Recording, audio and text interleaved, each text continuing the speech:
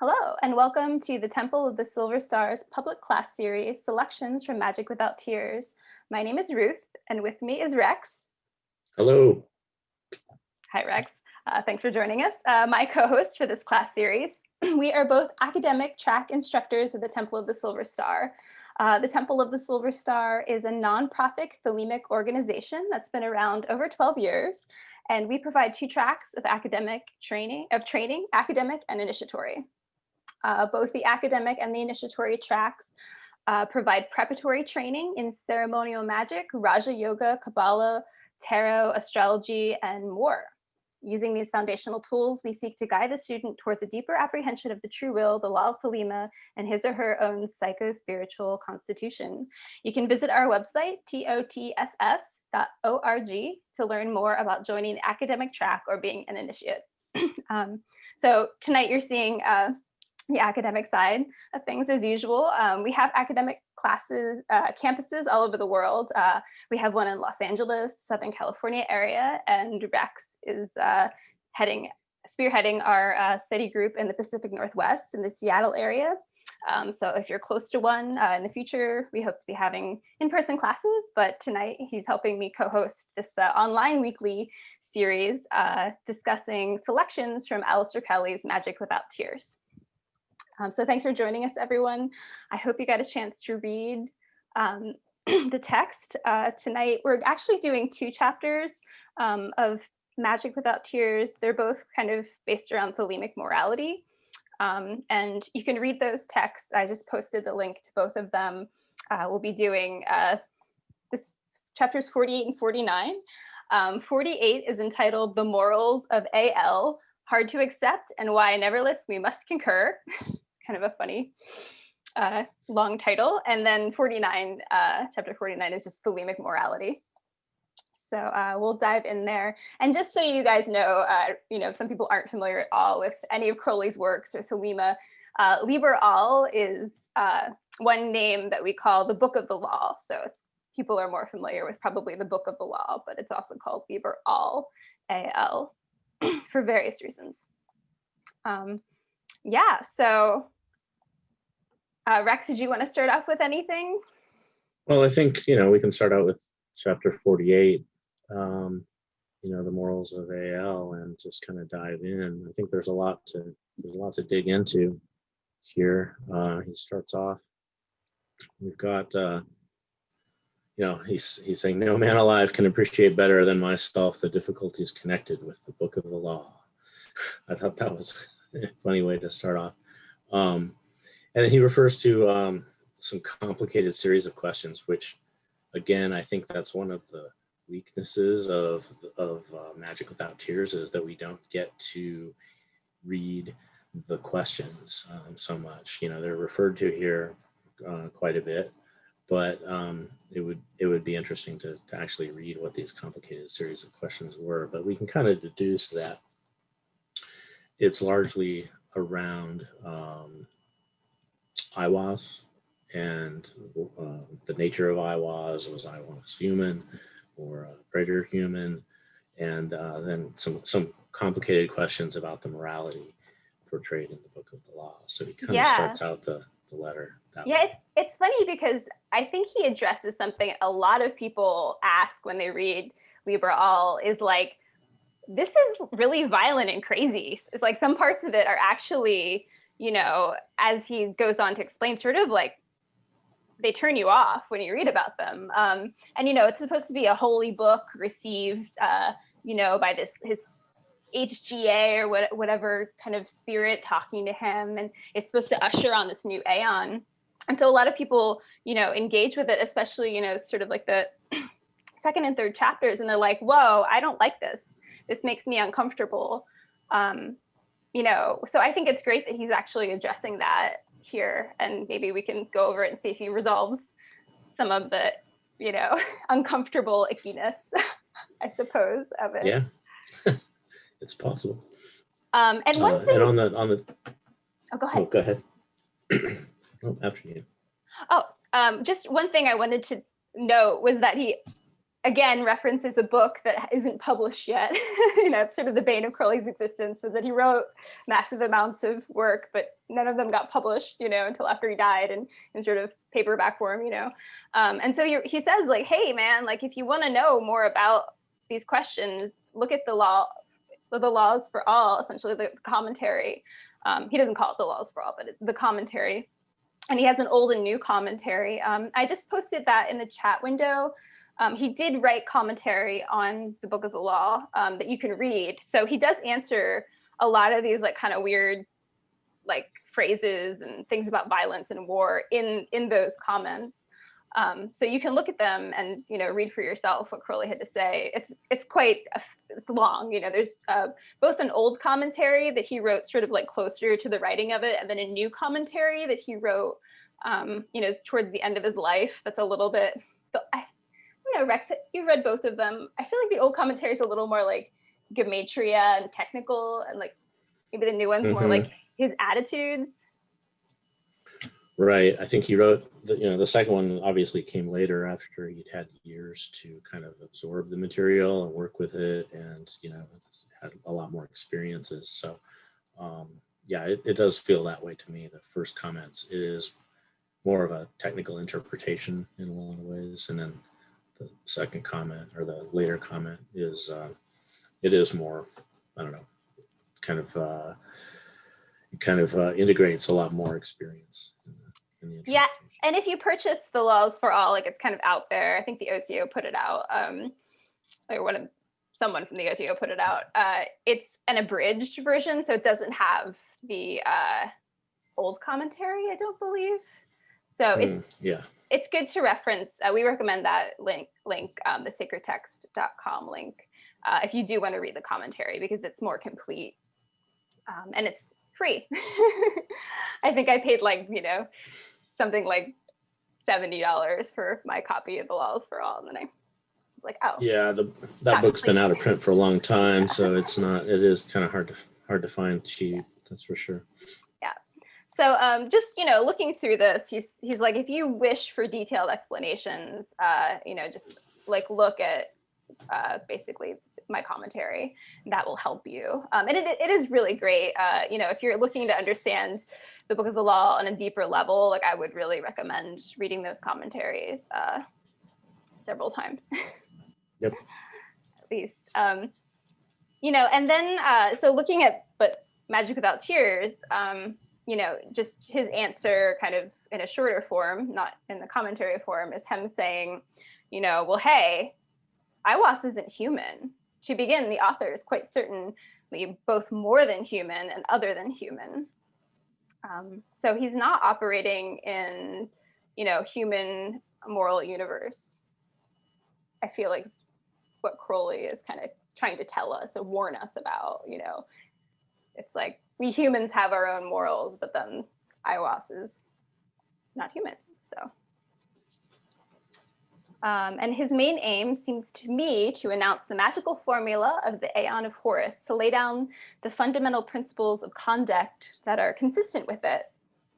So that's interesting too. He's saying like, hey, you know, you don't like it, but here it is. And then he lists out a few interesting things which are principal parts. You know, he has this little list here, you know, system of most sublime philosophy, which stands altogether apart from any aeon. Let's see, and then he talks about the beast and the scarlet woman. The sex morality of the book is not very different from that maintained secretly by aristocrats since the beginning of the world, and anyone who has gone through psychoanalysis and washed away their complexes would understand this. I'm not sure Freud and Jung would agree with that, but maybe.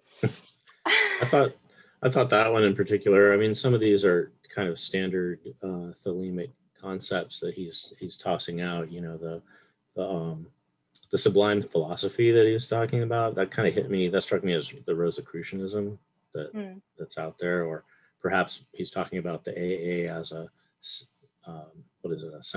sempiternal organization, kind of like a disembodied it's the AA behind the AA, the outward AA. I thought that was an interesting way to think about it. And the Beast and the Scarlet Woman, yeah, I mean, those are straight out of the Book of the Law. The Scarlet Woman, it's interesting that he points out that it's the office, not the actual person who is, you know, he's not talking about people here, he's talking about titles or offices within the Thelemic mythology, I guess you'd call it. And the number 3, the sex morality, I thought that something about that reminded me of Jack Parsons. He, you know, in Freedom as a Two-Edged Sword, he had a whole chapter on sexual liberation and feminism, and it kind of struck me that it sounded very similar to that in a lot of ways.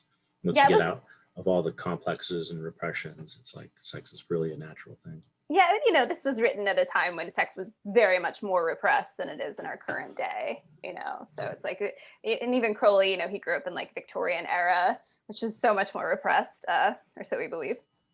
So, you know, just keeping those things in mind when we're reading these in 2021. I love that, you know, number 4 points out like sort of the turning of the aeons from, you know, Isis to Osiris, and now we're supposed to be in the aeon of the crowned and conquering child that is Horus, where the individual is the autarch. I've never seen this word, I had to look it up, but it means autarch. Yes, yeah. the supreme emperor. So the individual. Yeah, it's like you're the master of your domain. Yeah. In Seinfeld speak.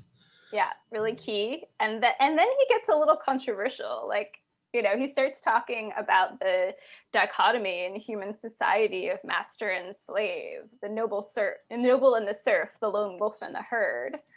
And then it gets even more controversial. He starts talking about Nietzsche, and then, you know, he names this really kind of Aryan race, lame racist philosopher, de Gobineau. Then he talks about Hitler. You know, he doesn't say that Hitler got it right, but he does like say, oh, okay, like Hitler's sort of idea of like the aristocracy, the ethnic aristocracy ruling, something similar to that, but not that, because Germans obviously kind of all want to wear uniforms and follow the rules, and that's not what he's talking about. You know, a lot of this like race, ethnic, nation talk was very common. You know, Blavatsky kind of talked a lot about that stuff too. It's sort of just like endemic of the era, unfortunately. Yeah, I think too that I mean, with a lot of Crowley's writing, you kind of have to take it for the time that it was written in, but also you know, all the Book of the Law is a good example of you know, that's all up to us to interpret for ourselves. Yeah. And I think here Crowley is making an attempt to clarify, you know, there is throughout the Book of the Law the idea that the slave shall serve, or that, you know, there's a lot of statements there that he's talking sometimes about the chosen and the few.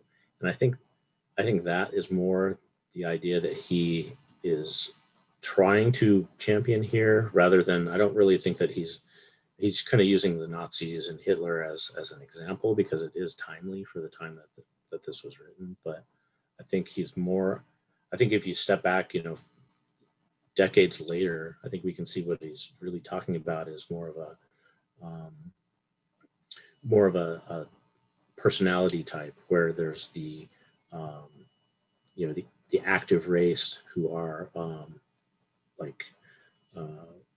you know, driving forward and they're active, and then there's the folksy common types, you know, so there's kind of a setting up a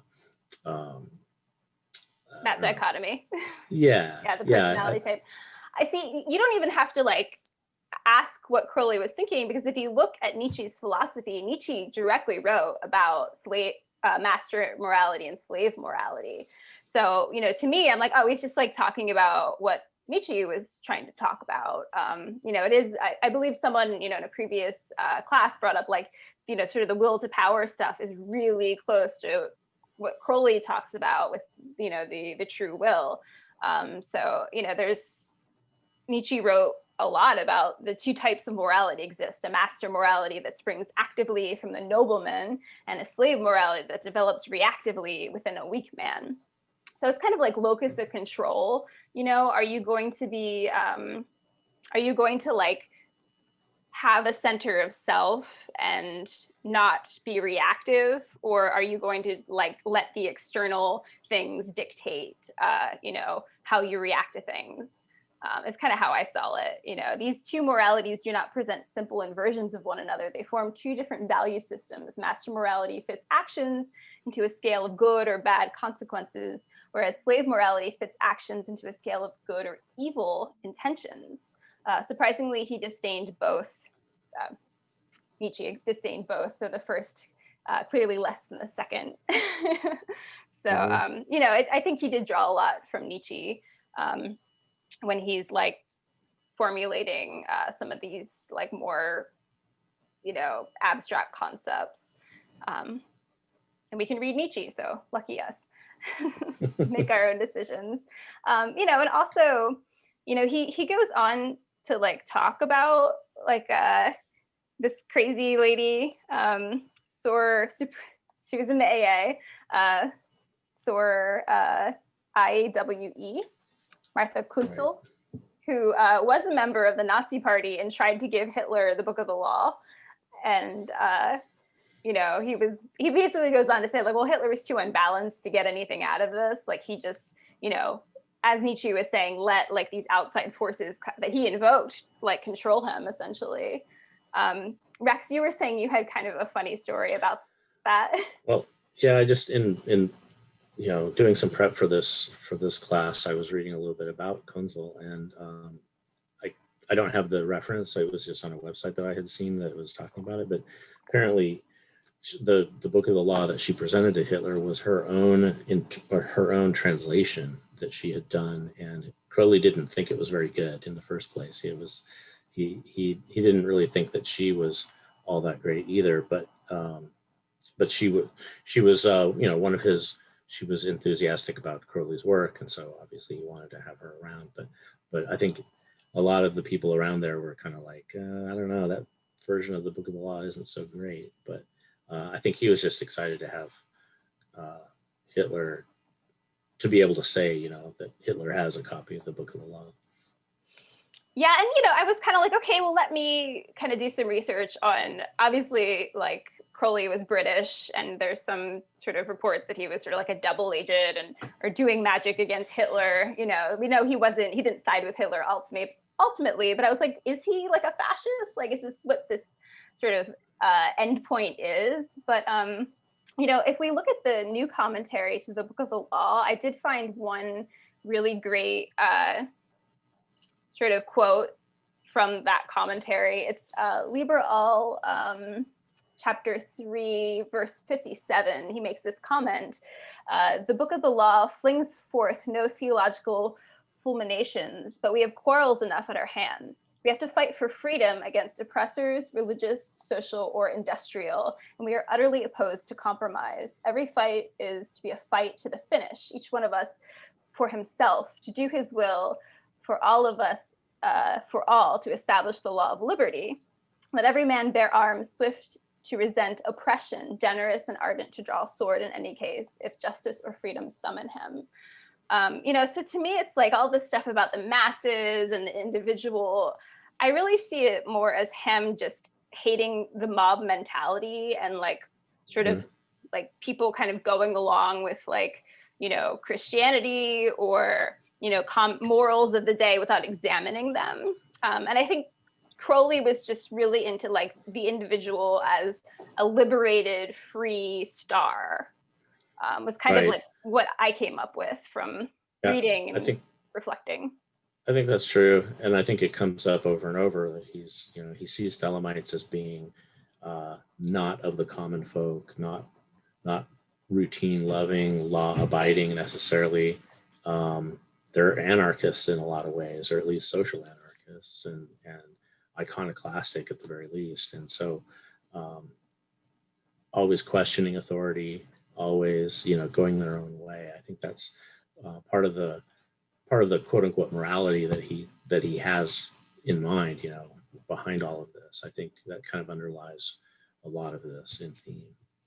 Yeah, and he goes on to say, you know, the Book of the Law takes us back to primage savagery. You say, well, where are we at? You know, he's like, we're at Guernica, you know, we're at hundreds of other crimes, to say nothing of the concentration camp, you know, the millions of lesser horrors and abomination, inconceivable by the most diseased and inflamed sadistic imagination even 40 years ago.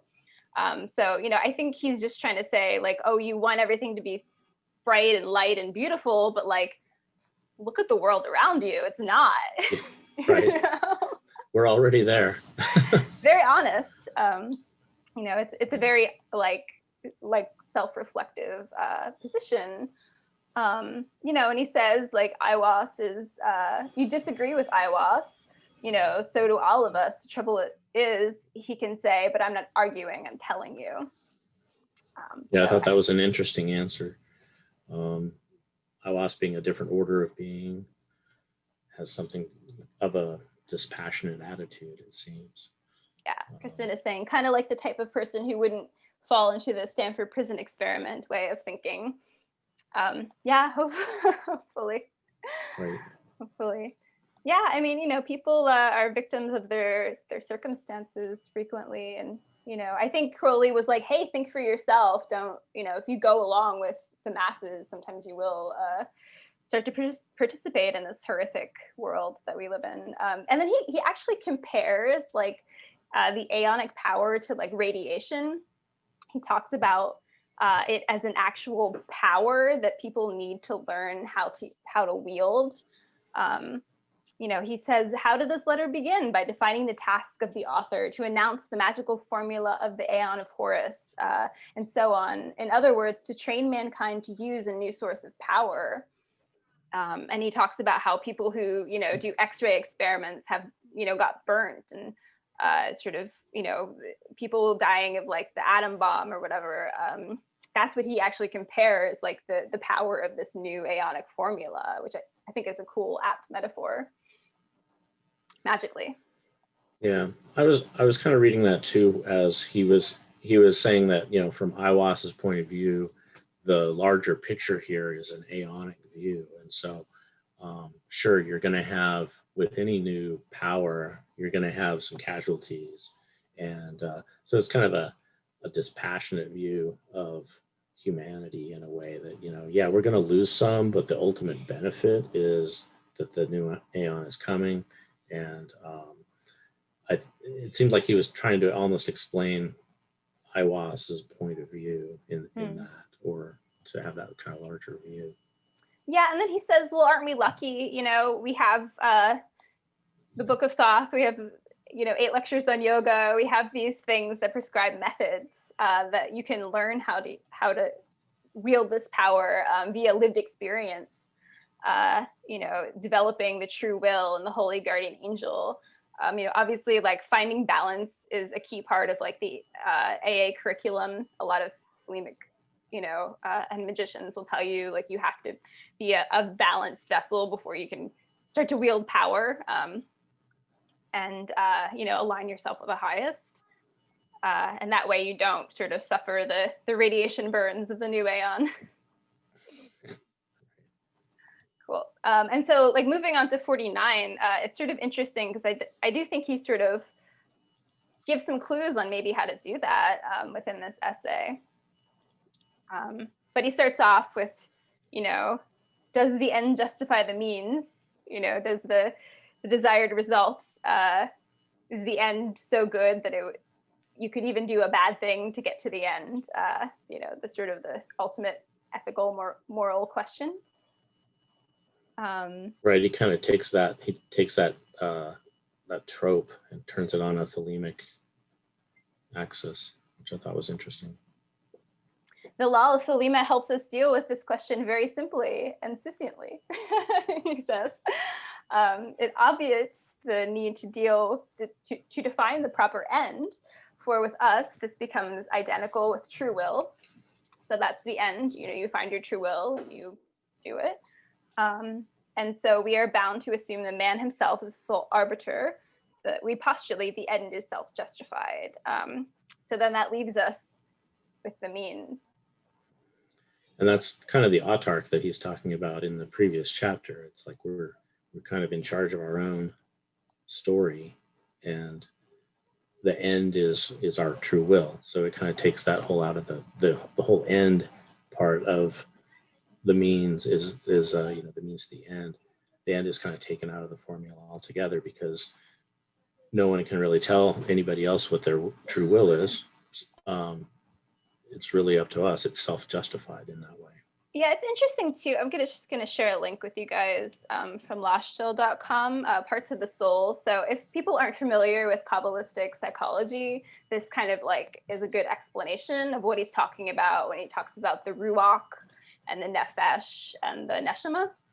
And so he basically goes on to say like, hey, you need to like analyze like your whole self and see what is actually like the true morality, the true moral parts of yourself, and what is just sort of dictated to you by, your culture, your outside circumstances, your learning, your traditions, and your experience, which can all be manipulated. They are contextual. That's all the intellectual sphere of the ruach, which is sort of like the middle part of the tree of life, those middle spheres. And he's like, those aren't going to lead you to sort of a true ultimate morality of good and bad. He's like, you got to go to the nefesh, which is the physiological, your body, and neshama, which is the higher self.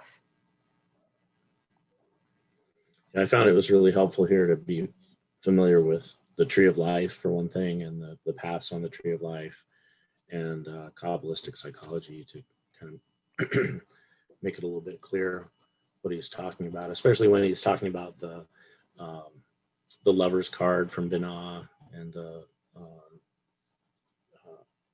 the hay card, the star. That's straight out of the tree of life and those paths between the Sephiroth on the tree of life there. But yeah, essentially he's just saying those are the paths that lead to Tifereth, up to the higher, up to the the supernals. Yeah, I just shared a graphic with you guys. If you go to that website, it'll show you what he's talking about. So the tree of life has all of these sort of paths from one Sephiroth to the other, and they all have tarot cards attributed to them, specifically like the Trump tarot cards. That one that I shared with you is BOTA. So it does have the Emperor and the Star card should be switched out, but essentially those are the paths that Crowley is talking about when he says like, hey, if you want to talk to your higher self, you have to use these kind of, the paths are sort of like energetic qualities that lead from like one spiritual, sort of the feminine spiritual part of yourself down to like your heart center, and the masculine part of yourself to your heart center, which is in Tifereth. Does that sound correct and non-confusing, Rex? I hope so, because it can be confusing. But I think essentially, Crowley in this couple of paragraphs here, he's basically saying that we generally, our consciousness resides in the ruach, which is centered in Tifereth, and above is the neshama, and that's kind of has a superconscious influence that comes down to the ruach, and then the ruach has no real influence on neshama. But in our daily lives, we're always having some influence on the nefesh, which is kind of our some of our automatic instinctual influences. And so the nefesh can, of course, influence ruach with its instinctual consciousness. And so he's essentially saying that if you're balanced, self-actualized in the ruach, then you can make these observations and decisions based on what's coming to you from neshama, from up above, or what's bubbling up from the nefesh below. And I think that's his definition of what how we can make some choices when it comes to morality. Yeah, he talks about sort of the unification of the unconscious and the consciousness. you know, with doing like the practices of yoga. I believe the Hatha Yoga Pradipika is one of the books listed in like the AA curriculum that he recommends in book 4. You know, and he points to the work of training our bodies as to a method of acting upon our higher selves. You know, you can reach a state where you're very, very in touch with your physical body. And if you can kind of like track that with your intellect and, you know, start to like pay attention to it, you start to develop this intuition that kind of, it's almost like you become like psychic or something. You know, it is like you can develop your body to tell you things like way before your intellect can actually comprehend them. You know, just like people who have gut feelings, or you know, suddenly you feel weird about a person and you're not sure why, you know, and just track it. You don't have to judge that person, but, you know, go back to it and say, oh yeah, I wrote that down in my diary, and then later like this thing happened, you know, maybe my body was right, and when I feel that again, you know, it means something, it's meaningful. So not just dismissing your body, but like paying attention to it via yoga and meditation, and your magical diary. And then also just, you know, I'd like to point out like the task of the zealoter in AA requires mastery of asana. So like posture and pranayama, posture and breath. And zealoter is like, you know, it's the second degree. It's very foundational.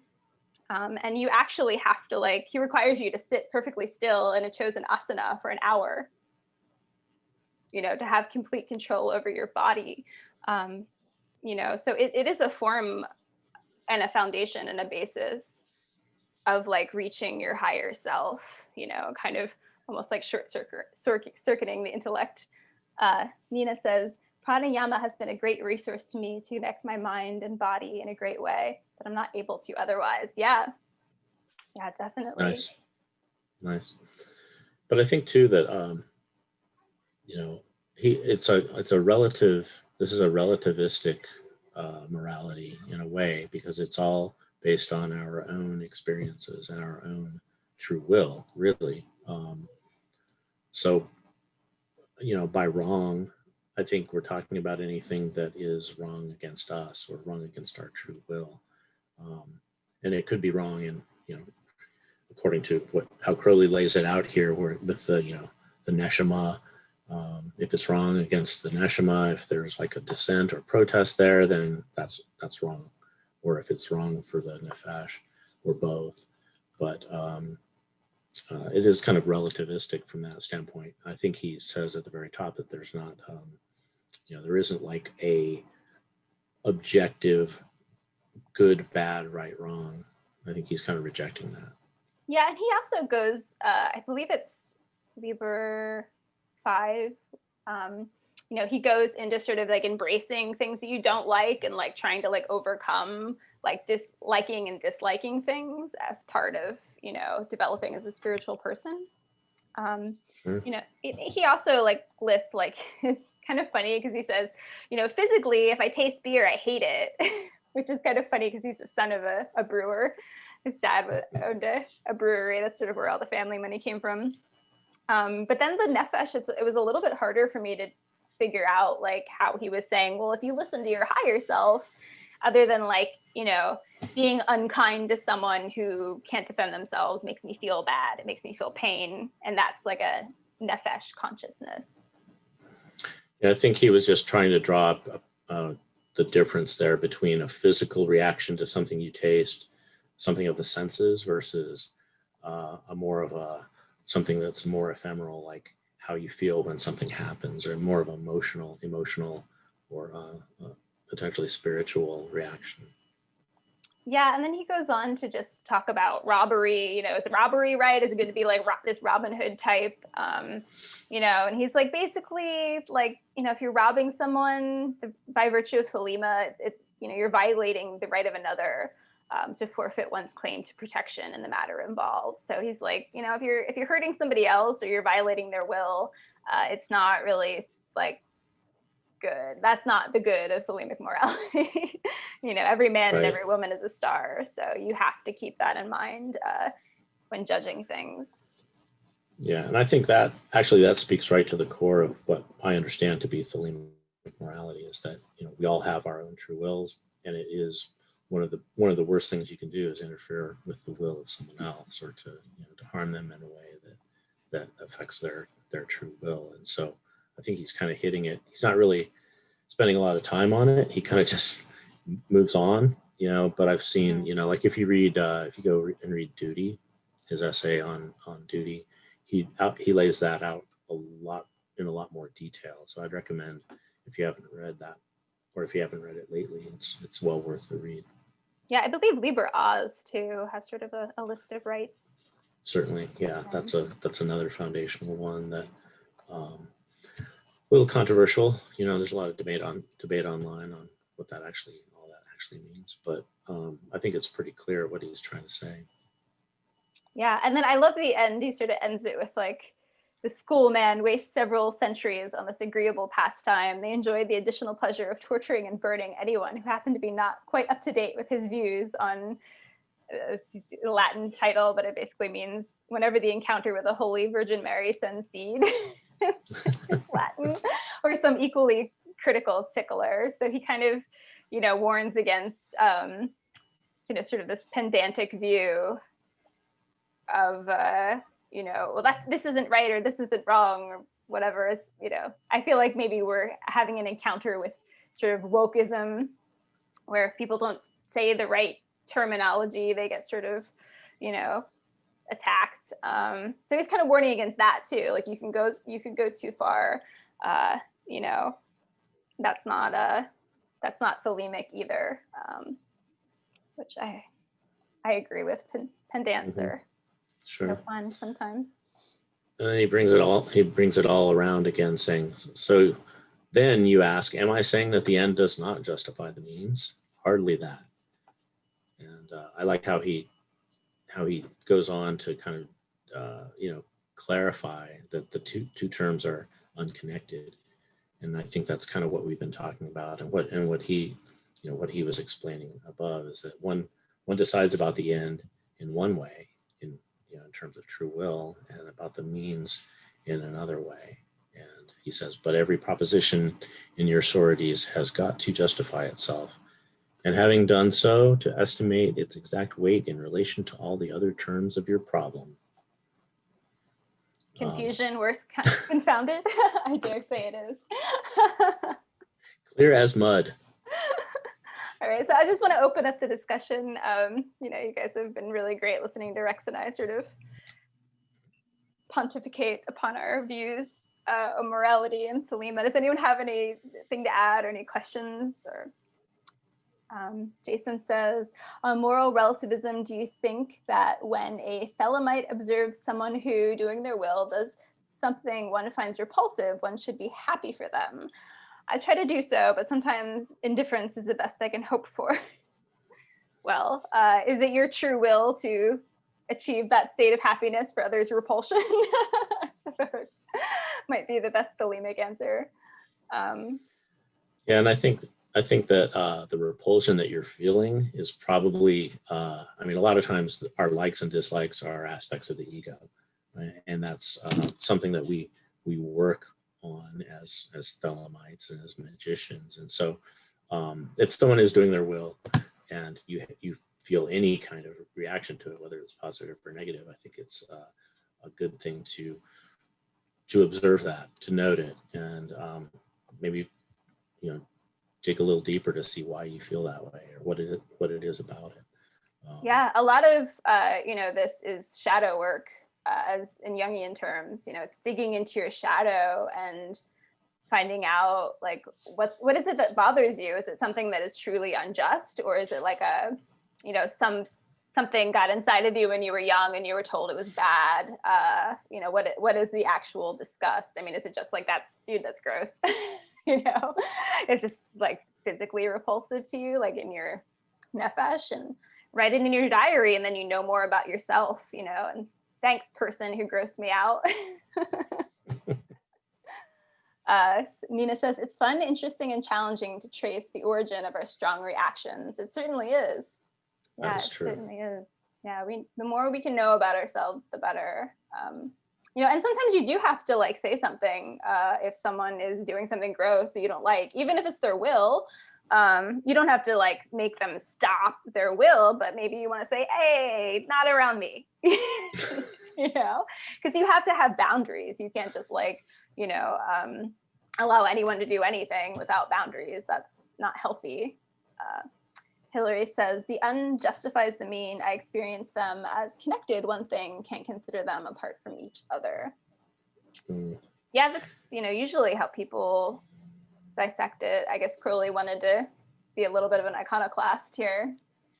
Well, and I think Crowley was, he defined the end as being your true will. And so if you look at it from that standpoint, then however you get to your true will is, and I agree, they are connected to a certain extent, because there is causality, at least in the apparent universe. And so from that standpoint, I think they are maybe a little bit more connected than how he's trying to suggest that they aren't. But I think the way that he's trying to view the means in terms of right and wrong, and determining whether the means justifies the end, if however you're getting to your true will is you know, good or bad, however we make those judgments, you can it's a way of self-analyzing, really. Where are those impulses coming from? Are they coming from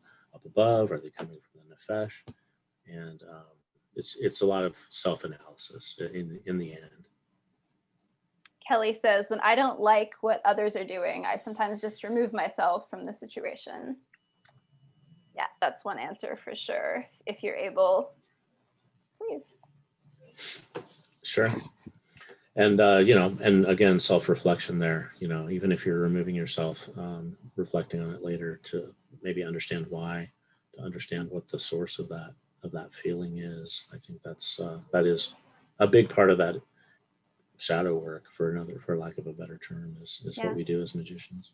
It's okay to feel bad and uncomfortable too. I mean, like sometimes, you know, obviously don't like give yourself trauma, but sometimes it's okay to just be uncomfortable and be like, I don't know, I'm just uncomfortable, and to be okay with that.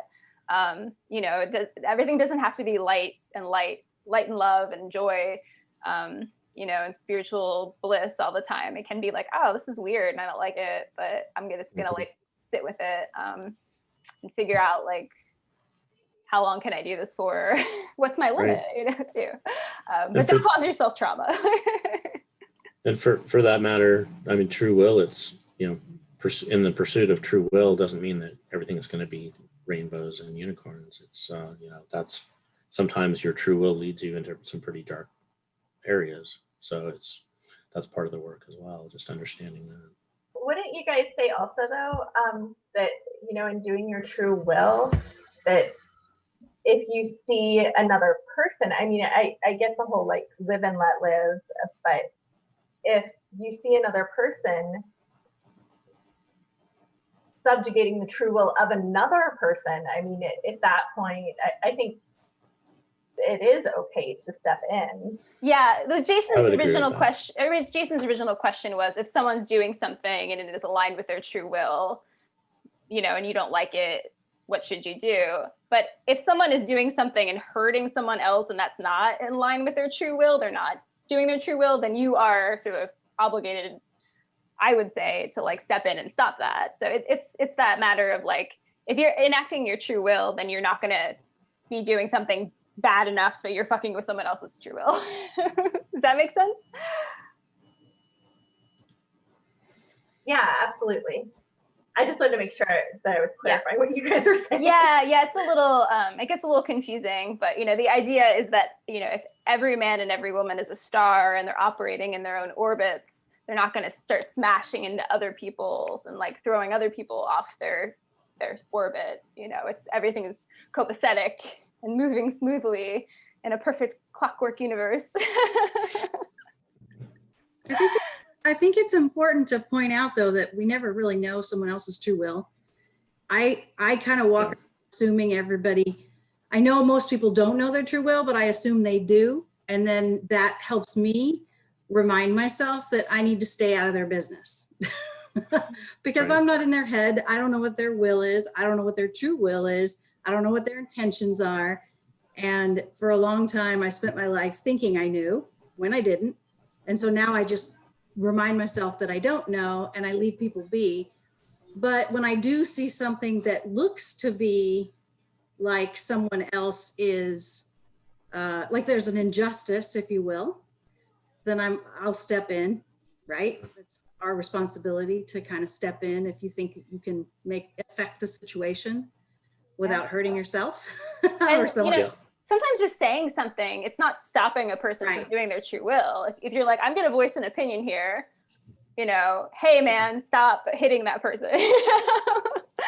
Hey man, like stop yelling. Hey, you know, like I think that's totally, you know, like righteous and good. And you know, I think that there is a certain tension, you know, reflecting upon all of those sort of Crowley's, you know, Thelemic morality of the individual versus society. You know, I do think we have progressed as a society where we're like, we need to take care of each other. Like that is something, you know, a collectivistic sort of idea that's arisen, and you know, especially in the past like 50, 60 years, that didn't exist as much, you know, during like Crowley's era. And I think that's a natural progression. For me, it's a natural progression of like society kind of being more stable, and you know, like just having social security like that. You know, like people having protections, you know, like I don't know, I think we can allow some of Thelemic morality to like also have a collectivistic social responsibility too, and to grow and to be a living tradition rather than just like staying in the 40s and 50s. So that would be my comment. I think there's something to that. I think that you know, at its core, Thelema is a very individualistic way of seeing things, and I think that the idea of true will is, you know, we all have a true will that we're following, and so it is very individualistic that way. But I think you're right. I think there are plenty of examples where we see, you know, I feel like the government should be supporting people's true will just as much as business, for example. You know, it's like the rights of the individual should be supported by a government. And So, I think the OTO had some of that in it, you know, its sort of original like founding when Crowley sort of got into it. He was like, well, you should take care of each other as like brothers and sisters. You know, I believe that's like written into like what the OTO was sort of supposed to be. There is like that sort of collectivistic idea. So I don't think he was, you know, against any form of socialism. no. Rex, you brought up an interesting point that I think we need to ponder. Business versus individual, because individuals own businesses. So if businesses should be, in your opinion, if they should be, or governments supporting people's true will, if you own a business, do you basically kind of sort of give up your true will in the running of that business? So that, I mean, if it's someone's, I mean, I'm using true will as a kind of a general term in a sense, but if your true will is to be racist and you're running a business, you can't turn people away because you're racist, right? That's a good question. Yeah, I don't know. Yeah, I think, you know, going back to, you know, the Jack Parsons book, Freedom is a Two-Edged Sword, he goes into some detail about what the function of government is. And I think I'm paraphrasing here, but he says something like, you know, the function of government is to support the individual's freedom and to protect the individual from groups of people, and to protect groups of people from bigger groups of people or organizations that, you know, can prey on them. And so it's this kind of a protection function that I think is lost in a lot of, you know, modern. And you know, I would say like Yeah. racism does affect people's true will. People are the victim of racism. So, you know, as far as Thelemic morality goes, if you're a racist person and you're harming people, you know, you're going against their true will to live their lives freely. Right. You know, so I think we have to be careful about like what are our rights and what will the government give us? But, you know, I do think, you know, beyond like politics, as Crowley kind of didn't really engage in politics, you know, he wasn't a politician. It's a bigger thing of like, we live in a society, we live in like this collective world where we are free to act, we are free to you know, help people out, we are free to like be teachers. Certainly for me, like, you know, an aspect of like growing as a Thelemite is to be a teacher, which is kind of built into Crowley's work. And so, you know, the light of the Hermetic science, you know, given from the lantern of the hermit onto people, that is kind of like a sharing of knowledge and for the betterment of society. So, you know, it's not just like we help each other out monetarily or business wise, but like sharing of knowledge and having discussions like this, I think benefits society. I think a better apt or more apt example is the whole lesbian gay issue and businesses. You know, it's people who are very religious believe that, a lot of them believe that the whole gay lesbian issue is bad, right? For them, that's a major thing in their life, but yet they're putting they're affecting the true will of those who are that way. And if they own a business, then, you know, that's the only point I was trying to make, is that again, you've got people in government, in business, who are affecting others. And I agree. I think when you work in government and you work in a business, I think you need to set those things aside and open your doors to anyone. That's just how I think it should be. Yeah, you know? And you can have your personal opinions on your personal time. And discriminating against people like that is against, you know, you're going against the true will of those people. So exactly. You know, check yourself. Yeah. All right. Well, thank you everyone for coming. Great, lively discussion. Yeah, this is great. Thank you. Very happy we could have these. Rex, should we just announce it later? What we're going to do? Okay. Sorry, everyone. Like I said, if you want me to email you, you can email me at subcancellaria@gmail.com. Let me get that for you. But yeah, if you want me to email you the upcoming chapters, just email me and tell me that you want to be on the list. Or just watch on Facebook as well. Or yeah, Facebook. We've been trying to get it up on YouTube, and we'll figure it out. Maybe we'll just talk about vampires. Something lighter. Discussion, guys. Something lighter. Thank you, everyone, for coming. Thanks. And yeah, do what thou wilt should be the whole of the law. Love is a law, love it or will. Thank you. Bye. Thank you.